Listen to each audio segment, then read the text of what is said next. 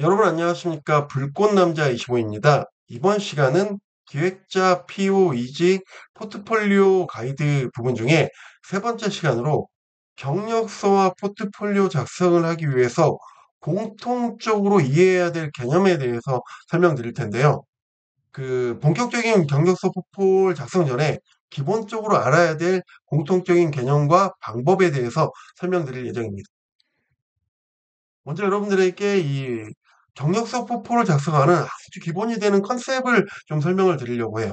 그리고 중요한 게 이 경력서나 포폴은 내가 나의 만족을 위해서 만드는 문서가 아니라 평가자로부터 평가를 잘 받기 위한 문서다 보니까 평가자에 대해 입장에 대한 이해를 하고 작성을 해야 되거든요. 그래서 이런 평가자의 입장에 대해서 설명을 드리고 그다음에 이제 경력서와 포폴 작성의 핵심이 되는 내용들을 하나씩 설명드리겠습니다. 그래서 요 과정을 통해서 여러분들은 기본적으로 내가 이제 본격적으로 작업에 들어가기 전에 이러한 컨셉과 이러한 이해 상황과 이런 방법을 기본 전제로 포폴과 경력서를 만들어야 되겠구나라는 부분을 이번 시간에 저와 함께 나누는 거라고 보시면 되겠어요. 그래서 기본 컨셉부터 먼저 설명을 드리면 종종 이런 경우도 있습니다. 모든 사람에게 모든 회사에 완벽한 포폴 가이드 이런 형태가 있는데 뭐 어딘가에 있는데 제가 모를 수도 있겠지만 제 개인적으로 이거는 의견을 드리자면 모든 사람이나 모든 상황에 완벽하게 쓸 수 있는 포폴은 없다라는 게 제 기본적인 생각입니다. 이게 왜 그러냐면 포폴이 나를 평가하는 사람이 봤을 때 내가 정말 필요한 역량이 있는 사람인지를 증명하는 문서이기 때문입니다. 그래서 이게 만약 나를 표현하는 문서라고 그러면 완벽한 문서 하나가 만들어질 수 있겠죠. 어디서나 통하는. 근데 이게 중요한 게 포폴은 나를 표현하는 게 아니라 뽑는 사람 입장에서 나를 필요로 하게 하는 문서, 뽑고자 하는 사람 중심의 문서예요. 그러니까 당연히 이 나를 표현하는 중심이면 어디서도 써먹을 수 있는 포폴이 가능하지만 나를 뽑고자 하는 사람 중심이면 그 사람한테 맞출 수밖에 없는 구조가 나올 수밖에 없습니다. 그러다 보니까 이게 모든 포폴이 완벽하게 만들어지는 게 있다라는 게 존재할 수가 없다라고 저는 생각을 해요. 자, 그러면 어떻게 해야 되느냐라는 부분이 이제 중요한 거죠. 그래서 가장 포폴을 작성할 때, 경력서를 작성할 때 기본은 제가 앞에서 말한 것처럼 자신이 지원할 회사가 어딘지를 명확하게 결정을 해야 됩니다. 내가 프로젝트 회사로 갈지 프로덕트 회사로 갈지를 구분하면 돼요. 그리고 실제 이제 프로덕트 회사나 프로젝트 회사에서 필요로 하는 역량을요. 제가 드린 내용과 함께 여러분들이 JD를 분석을 해보면 돼요. 그러면 그 회사들이 공통적으로 필요로 하는 역량들이 있어요. 그 역량들을 뽑아내서 내가 이거를 내 포폴의 경력서에 녹이겠다라고 의사결정을 하는 것들이 필요합니다. 그리고 의사결정이 된 거에 따라서 내 역량을 맞춰서 그 역량을 돋보이게 작성하는 것들이 필요해요. 근데 여기서 중요한 게 뭐냐면 이 포폴이나 경력서를 만들 때 의외로 이런 경우가 많습니다. 저는요, 이런 업무 해봤고요, 할 수 있어요. 라는 컨셉으로 하는 사람이 꽤 있습니다. 여러분, 이 컨셉이 맞을까요? 저는 개인적으로 이 컨셉이 이 경우에는요, 여러분들과 경쟁 지원을 하는 모든 사람이 최소한 여기까지는 맞추고 들어온다고 생각을 해요. 그렇지 않을까요? 여러분들이 이걸 작성을 할 때 핵심은요, 나는 나와 경쟁하는 다른 사람보다 더 잘 할 수 있습니다라는 컨셉을 갖고 작성하는 게 너무 중요하다라고 생각을 해요. 그래서 지원하는 경쟁에서 기회를 잡을 수 있게 해야지만 의미가 있다라는 걸 가지고 문서 한 땀 한 땀 만들 때 그 사고를 접목시켜서 만들어야 한다라는 것입니다. 그럼 이제 이런 것들을 준비하는 과정에 좀 여러분들이 하나 좀 이해해야 될 컨셉에 대해서 조금 설명을 드리면 저는 개인적으로 이 포폴의 목적은 경력서와 포폴을 보고 나를 뽑고자 하는 회사에서 나에게 인터뷰 기회를 만들어내는 것까지라고 보거든요. 근데 이 포폴 준비하는 결과물이 결국 선정되는 부분에 있어서는요, 준비가 한 30%도 적용하고 나머지 70%는 운이라고 생각을 합니다. 진짜 객관적으로. 준비의 30%는 뭐냐면 일단 제가 아까 말한 것처럼 회사 종류에 따라서 구분을 해요. 그러면 최대한 이 도메인에서 필요로 하는 것들이 연필이 됐기 때문에 거기까지 여러분들이 준비를 통해서 할 수가 있는 거예요. 그리고 가끔 이제 특정 회사에 타겟해서 이 회사를 꼭 가고 싶다고 하면 그 회사의 기본으로 만들어 놓은 거를 맞춤형으로 조정을 해 가면서 보완하는 것까지 이게 이제 여러분들이 할 수 있는 최선입니다. 근데 운 70이 뭐냐면 실제 같은 프로덕트 회사임에도 불구하고 그 회사마다 사람을 뽑는 기준이 달라요. 근데 그 기준은 앞에서 준비 단계에서 최대한 맞췄지만 이 기준이 다르고 또 다른 게 뭐냐면 인터뷰를 여러분들 보러 갔는데 인터뷰를 보러 온 사람이 3명이에요. 인터뷰를 하는 면접관이. 근데 이 3명의 면접관이 똑같은 여러분을 보면서 똑같은 생각을 할까요? 예, 사람마다 다를 수 있습니다. 그러니까 내가 아무리 잘 준비를 했는데도 두 사람은 만족시키면 한 사람을 만족 안 시킬 수도 있다라는 거죠. 그리고 다른 하나는 요즘 그 회사 같은 경우는 이 특히 프로덕트 도메인은 회사를 뽑는 그 직원들을 뽑는 사람들이 그 프로덕트 부분에 경험이 많지 않은 사람들이 뽑는 경우가 꽤 있습니다. 그러면 내가 준비를 아무리 잘해도요, 뽑는 사람 수준이 나하고 안 맞으면 선택되지 않을 수도 있어요. 그래서 제가 여기 말하는 건 운이 이렇게 말하는 거를 운 때문에 좌지가 우지되니 준비를 게을리 하라는 게 아니고요. 말하는 핵심은 준비를 30%를 준비의 30%를 최선을 다해서 하고 다른 하나는 운의 확률을 높이는 건 뭘까요? 네. 여러분 주사위 돌릴 때 주사위에서 내가 5를 뽑고 싶어요. 5를 많이 나오게 하는 확률은 뭘까요? 네. 여러 번 던져보는 겁니다. 그래서 여러분들이 실제 제가 이 이야기를 하는 이유가 뭐냐면 완벽하게 준비가 돼야지만 그리고 떨어지지 않도록 해야지만 지원해야지라고 하시는 분들이 종종 있는데 제 개인적인 생각에 준비의 30%를 탄탄하게 하고 나는 거 하는 것까지 필요합니다. 이걸 하고 나면 그다음부터는 겁먹지 말고 적극적으로 지원을 해서 한 번이라도 더 기회를 가져갈 수 있는 운의 확률을 높일 것을 좀 저는 개인적으로 추천을 드립니다.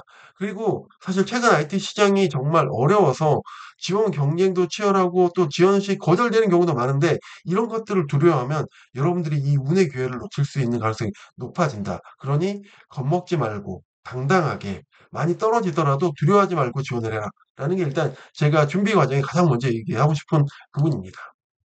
자, 그리고 이제 두 번째로 제가 말씀드리는 부분은 이제 이 문서를 만들 때 본격적인 문서를 작성하기 전에 평가자에 대해서 이해를 하는 게 필요하다고 말씀드렸잖아요. 그럼 이 평가자에 대해서 뭐 여러 가지 팩트가 있겠지만 제가 몇 가지만 좀 정리를 해보면 여러분, 평가를 하는 사람들이 바쁠까요? 안 바쁠까요? 여러분들이 경력서와 포폴을 냈어요. 그걸 보고 선택하는 사람이 바쁠까요? 안 바쁠까요? 네. 사람마다 대답이 다르시겠지만, 기본적으로는 저는 바쁠 가능성이 높다라고 생각을 해요. 왜냐? 채용하는 입장은요, 일해야 될 사람이 없으니까 채용을 하는 거예요. 그러니까 그 사람이 없는 만큼 일이 바쁠 수밖에 없습니다. 첫 번째. 그리고 두 번째는 요즘 경쟁이 굉장히 심하다 보니까 웬만한 회사 하나에 지원하는 사람이 몇십 명이 돼요. 근데 여러분, 포트폴리오랑 여러분들 경력서 작성을 하잖아요. 여러분들 작성하는 데 시간이 많이 걸리잖아요. 그걸 보는데도 시간이 많이 걸리거든요. 바쁜데 이걸 보는 시간까지 생각하면 기본적으로 평가자들은 바쁠 수밖에 없습니다. 그래서 이 사람들이 제가 이렇게 실제 이런 평가를 하는 시니어들도 많이 상담을 해봤어요. 이런 과정에 좀 더 정확한 정보를 주기 위해서. 그리고 저 또한 마찬가지인데 무의식 중에 아니면 의식 중에 효율성을 따지게 됩니다. 그래서 가능한 내가 짧은 시간을 들이지만 정확하게 필요로 한 사람을 찾아내고 싶은 의도가 생겨요. 그랬을 때 그들이 할 수 있는 방법은 선택과 집중이라고 생각을 합니다. 그래서 선택은 뭐냐면 지원자가 많은데 그중에 다 자세히 보기엔 부담스러워요. 그러니까 자세히 볼 사람을 간단하게 추려내고 싶은 이 선택의 효율성을 필요로 한다라고 생각을 합니다. 그래서 이번적으로 이 역할을 해주는 게 경력서예요. 경력서는 그 페이지 장수가 많은 게 아니니까 경력서를 쭉 보면서 이 정도로 경력서를 잘 정리한 사람이라고 하면 포트폴리오까지 가도 되겠네? 라고 생각할 수 있다라는 거죠. 그렇지만 내가 바쁘다고 사람을 대충 뽑을 수는 없잖아요. 그럼 결론적으로는 집중해서 자세하게 볼 수밖에 없습니다. 언제 집중을 하느냐? 이 효율적인 선택을 해놓고 그 다음에 어렵게 시간을 낸 만큼 집중해서 선택된 몇 명을 자세히 보려고 하는 경향이 있습니다. 그래서 이때 가능한 디테일한 역량을 보고 싶게 되어 있어요. 그래서 실제로 이러한 디테일한 역량을 보여주는 부분이 포트폴리오의 역할이 되게 됩니다. 그래서 여러분들이 보면 평가자의 입장에서 보면은 시간의 효율성을 하기 위해서 선택을 하기 위한 경력서를 바라보는 관점과 집중을 하기 위한 포폴의 관점이 있구나를 인식하는 게 정말 중요합니다. 물론 사람마다 포폴을부터 보는 사람도 있을 수 있습니다. 여러 가지 전제가 있을 수 있지만 저는 대수의 기준으로 설명을 드릴 수밖에 여러분들이 없다는 부분을 양해를 부탁드리고요. 그래서 실제 경력서와 포폴을 뽑는 사람은 이런 환경에서 어떤 의미를 갖냐면 경력서는 선택의 기준이 돼요. 그래서 짧은 시간 안에 내가 보고 싶은 것들을 보고 그게 깔끔하게 작성되어 있고 눈에 잘 들어오고 그 내용이 내 마음에 들면 그 다음에 포폴로 넘어간다는 거죠. 그 다음에 포트폴리오는 집중의 기준이에요. 이걸 할 수 있습니다가 아니라 실제로 흉내내는 게 아니라 가능한 디테일하게 이 사람이 일을 정말 잘할 수 있는 사람인가?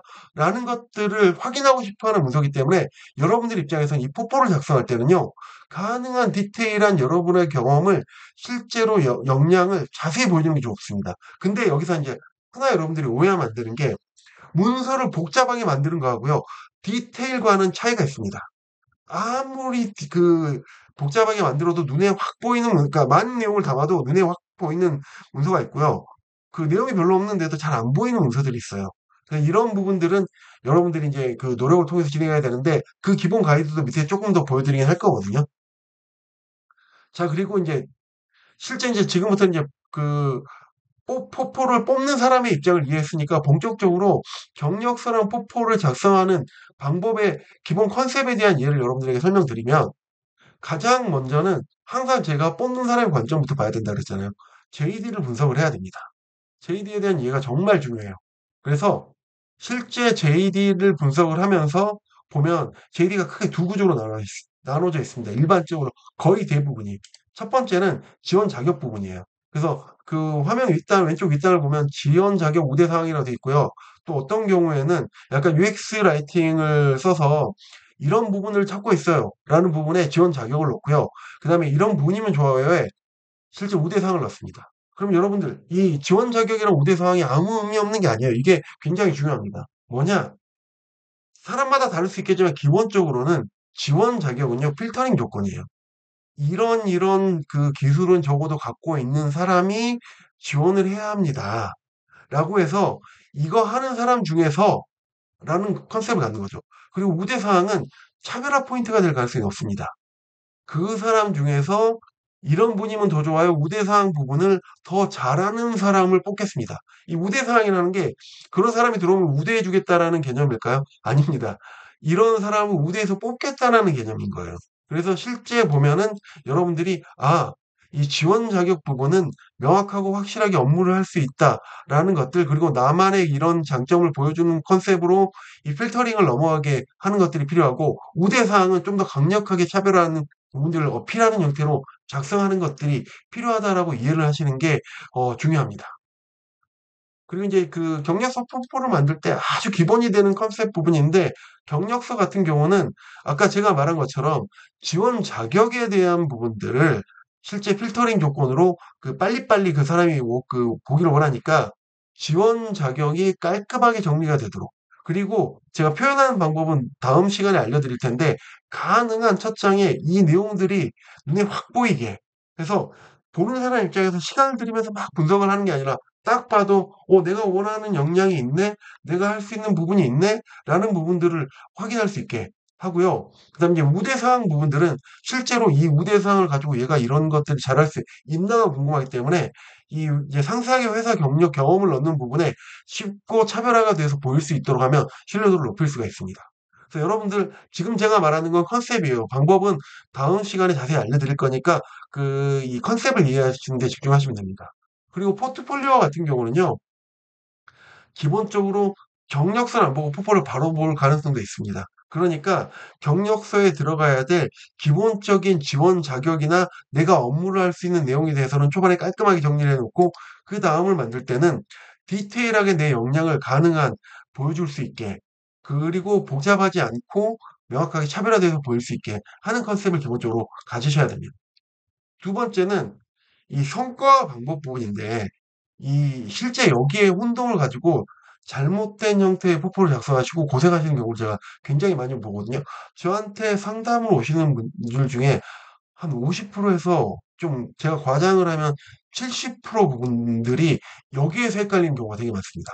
어떤 거냐면 이 성과 자체를 좋게 내고 잘했다라고 이걸 표현하라고 또 이걸 가이드해 주는 경우도 저도 종종 보는데 그 포폴에 이걸 상담해 주시는 분들 중에 근데 그분들이 틀렸다는 이야기를 하고 싶은 건 아니지만 그게 사실 성과가 좋으면 좋은데 이 성과를 받쳐줄 근거가 없는 상태에서 적용을 시켜 놓잖아요. 그러면 여러분들이 뽑는 사람이라고 생각을 해도 예를 들면 주니어가 특별하게 뭔가 내용이 없는데 어마어마한 실적을 냈다라고 포폴에 적어오면 여러분들 그 신뢰하기가 쉬우시겠어요? 쉽지 않습니다. 그러니까 실제로는 성과를 나타내는 부분, 포폴에서 내가 이런 결과를 냈습니다라고 이야기하는 부분이 중요하지만 항상 거기에 그걸 받쳐줄 수 있는 근거를 만들어야 된다는 거죠. 그러니까 가장 안 좋은 케이스가 지금 근거 없이 성과만 어필하는 거예요. 몇만 명을 모은 기획자 혹은 몇 프로 이상의 실적 향상 이렇게 했는데 포폴 내용에는 어떻게 해서 몇만 명을 모았는지, 어떻게 해서 1000%를 달성했는지 내용이 없는 거예요. 그럼 아무 의미가 없는 거죠. 이런 포폴이 제가 보면 가장 탈락 확률이 높습니다.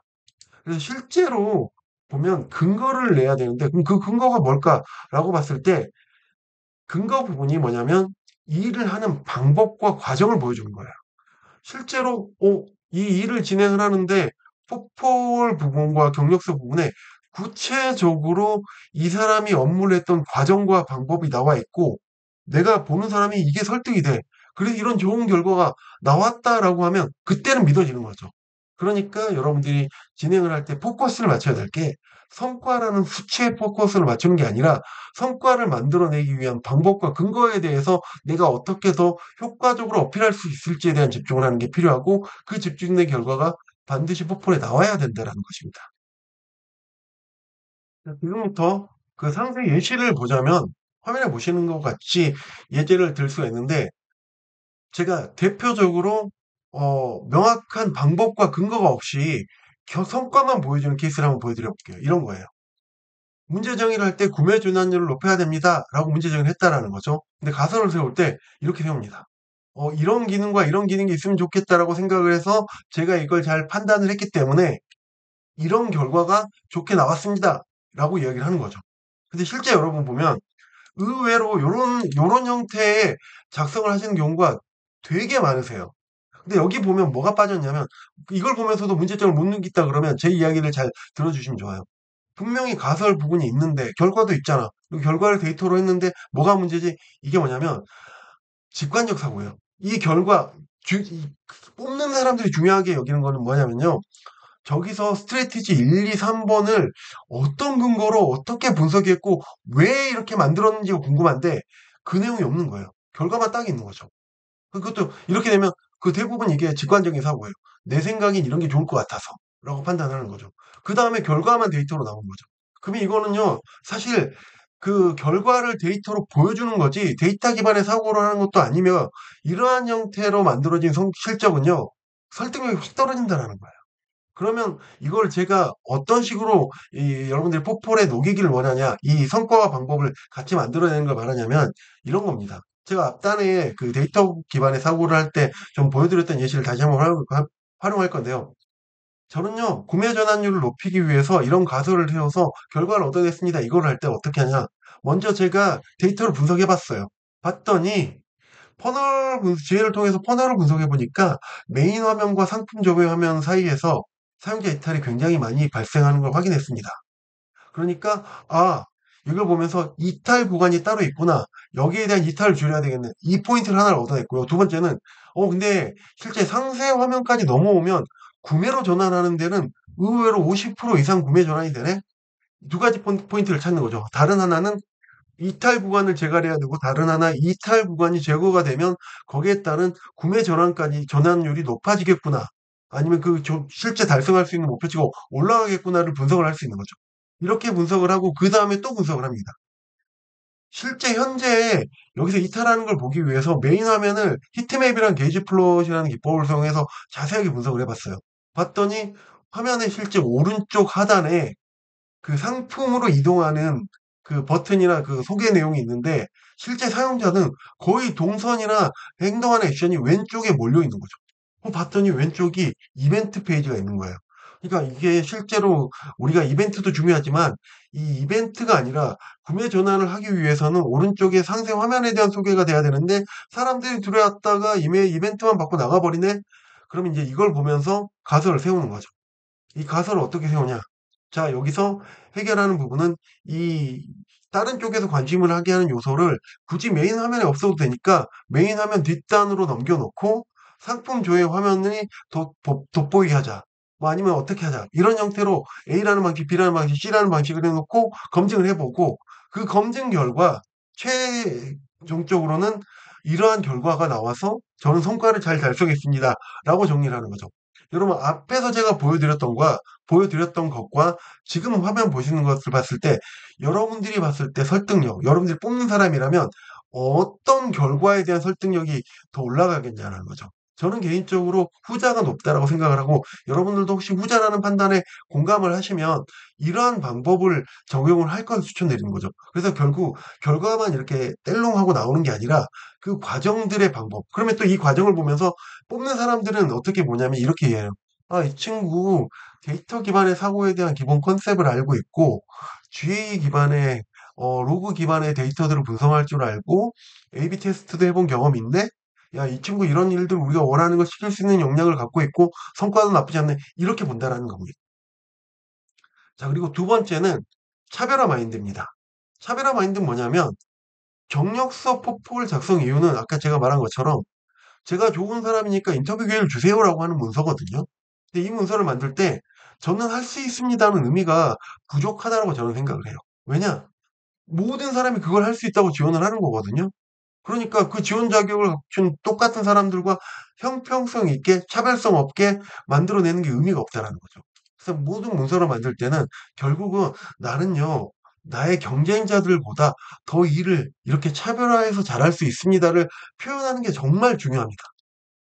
근데 생각보다 이런 컨셉을 놓치는 경우가 많아요. 저는 이런 일을 해봤고요. 할 수 있습니다. 봐주세요. 라고 작성하는 경우가 꽤 많습니다. 그래서 저는 실제 제가 이런 문서를 만들 때 여러분들 제가 스스로 만들 때도 그렇고 여러분들하고 고민할 때도 그렇고 처음부터 끝까지 모든 페이지에 어떻게 하면 더 차별화시킬 수 있을지에 대한 고민을 하고 그게 명확하게 정리된 이후에 실제 그 포트폴리오나 경력서에 내용을 만들어내기 시작합니다. 제가 이것도 여러분들이 예를 좀 들으면 이해하기 좋을 것 같아서 예를 들면 보통 이런 식으로 많이 하세요. 자, 저는 이런 프로세스 흐름도를 그리는데 논리적으로 프로세스를 그립니다. 이렇게 하는 거죠. 근데 사실 이 그림을 보면 굉장히 잘 정리된 형태의 모양이 나오긴 해요. 근데 이 모양을 보면서 이거가 다른 사람들도 이런 프로세스를 안 그린 사람이 있을까라고 봤을 때는 큰 차이가 없다라는 거죠. 그러면 여기에 차별화 포인트를 넣으라는 겁니다. 지금 제가 드리는 내용은 좀 말은 안 맞지만 예시를 드는 거라고 생각하시면 돼요. 그래서 저 같은 경우는 요거를 기반으로 작성을 할 때 이런 식으로 해요. 명확하게 저는 프로세스 정의를 할 때 다양한 이해관계자가 있고 이해관계자 및 시스템 간의 역할 구분에 혼동이 많아서 실제 어려워하는 경우가 많기 때문에 세 가지 방법을 적용합니다. 그래서 그걸 통해서 업무 프로세스의 검토자들의 가려운 부분을 긁어주는 기획을 하는데 첫 번째는 같은 프로세스라도요. 대하는 이해관계자별로 그 프로세스가 달라지는데 이걸 저는 다 구분해서 설명을 해요. 그러면 각각의 담당자들이 보면서 전체를 보면서 내 걸 파악하는 게 아니라 제가 친절하게 그려놓은 걸 보면서 자기가 해야 될 업무를 이해하고 거기에 대한 소통을 하는 게 가능해집니다. 두 번째는 시스템이 다른 경우에 프로세스 하나의 시스템이 여러 개가 얽혀 있으면 색깔로 시스템은 컬러를 구분해서 정리를 합니다. 그리고 마지막으로 이 이해관계자가 여러 명인 경우에는 각각의 담당자들에 대한 권한을 별도로 이렇게 상세하게 정의를 합니다. 실제 내용은 좀 달라요. 제가 이렇게 꾸며본 겁니다. 라고 했을 때 여러분들이 봤을 때 전자로 해도 충분하다고 보시면 위에 있는 걸 써도 되는데 저는 개인적으로 남들이 하는 것처럼 그대로 두는 게 아니라 전 이렇게 차별화되게 일합니다를 보여주려고 노력을 해야 된다는 거죠. 모든 페이지를 만들 때. 그리고 또 다른 케이스를 좀 설명드리면 이런 거죠. 저는 설문을 잘하고 이 데이터 분석을 잘하는 PO입니다.라고 이야기를 하면서 이렇게 가져오는 경우가 많아요. 자기가 했던 대표적인 이미지를 캡처를 하거나 그때 나왔던 산출물 몇 개를 또 붙여요. 그러고 나서 어디 어디 설문에 이런 좋은 결과를 냈습니다. 이러고 딱 나옵니다. 실제 저기 가운데 있는 이미지는 제가 그냥 아무 이미지나 만들어낸 거라고 보시면 돼요. 여기에 실제 들어가는 거는 자기가 설문을 했던 대표적인 이미지라든지 설문 결과를 캡처해 가지고 넣는 경우 이런 식으로 작성을 하시는데 자 이렇게 작성하는 케이스하고요. 제가 만약에 똑같은 걸 작성하면 저는 이렇게 작성을 합니다. 저는 설문 분석을 할 때 분석할 데이터의 결과를 만들고 이에 따른 설문지를 작성을 합니다라고 합니다. 하는 거죠. 그래서 처음에 설문을 할 때 가장 문제가 뭐냐면요.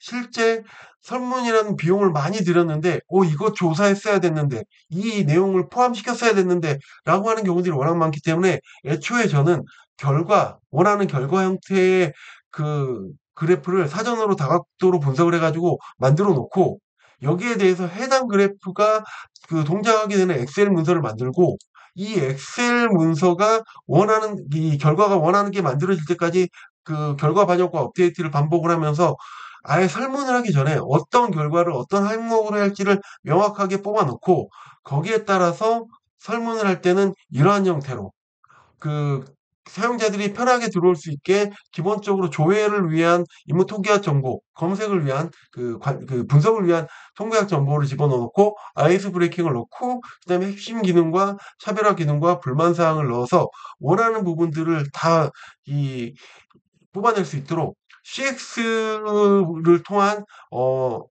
설문을 만듭니다. 이런 식으로 만드는 거죠. 그러면 똑같은 걸 보는데 전자 같은 경우는 '이걸 했구나. 이런 결과가 있었네. 근데 진짜 이걸 잘하는지는 모르겠네.'라고 봤을 때 만약에 후자 같은 경우에 '이런 내용이 설득력이 있다.'라고 하면 이 실제로 뽑는 사람들이 이걸 보는 거예요. 이거 전자 같은 경우는 결과를 이거 진짜 자기가 한 거 맞아라고 하는데 후자 같은 경우 이렇게까지 만들어 놓으면은 '이 사람이 한 거 맞네. 얘는 이런 업무를 할 수 있는 애네.'라는 의식을 주게 만들 수가 있다라는 것입니다. 네, 이제 오늘 이번 시간 설명을 좀 마무리하자면 경력서 포트폴리오는 기본적으로 IT 회사 구분에 따라서 전반적인 전략이 구분을 잡고요.